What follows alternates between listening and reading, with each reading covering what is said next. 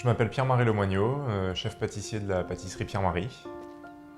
J'ai choisi la pâtisserie parce que depuis tout jeune, j'ai eu tendance à me tourner vers l'alimentation, vers la gourmandise. J'ai toujours aimé piocher dans l'assiette des voisins.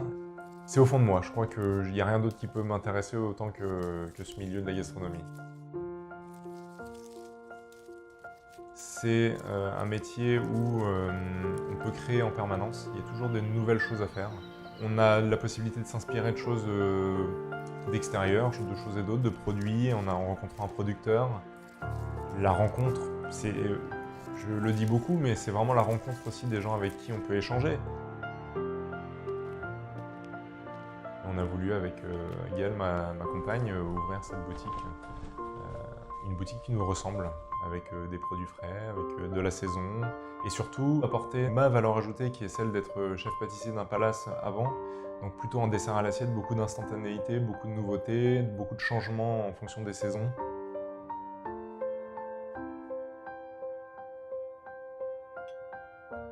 C'est beaucoup de gourmandise dans les produits, dans la création, c'est avant tout aimer manger, aimer faire plaisir. J'aime beaucoup associer des aromates avec des fruits de saison. J'aime beaucoup associer du chocolat avec des agrumes. Il y a une quantité infinie d'associations qui sont possibles, qui n'ont pas été encore faites, mais qui sont possibles. Après, c'est à nous de savoir les mettre en avant.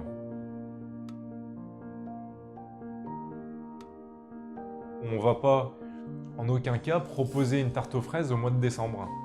Comme on va éviter de travailler des pêches ou des cerises pendant le mois de janvier alors qu'on ne voit pas ce produit-là sur un étal de marché. C'est aussi simple que ça. C'est notre contrainte à nous de respecter le produit, de respecter la saison et de respecter la qualité qu'on vient chercher chez nous. Je me mets à fond, que ce soit le jour, la nuit, on y pense en permanence. On y pense parce que, encore une fois, on est une équipe, on y pense en permanence. Et on essaie toujours de trouver la solution pour pouvoir se démarquer.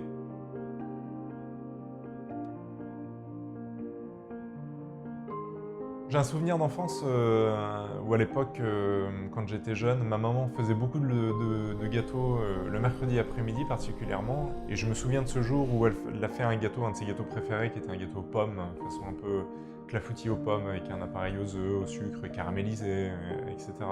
Et je pense que le gâteau étant sorti à 10h du four, à 10h15, il n'y avait déjà plus rien, on avait déjà tout mangé. C'est vraiment l'exemple type de la gourmandise, c'est pas savoir attendre.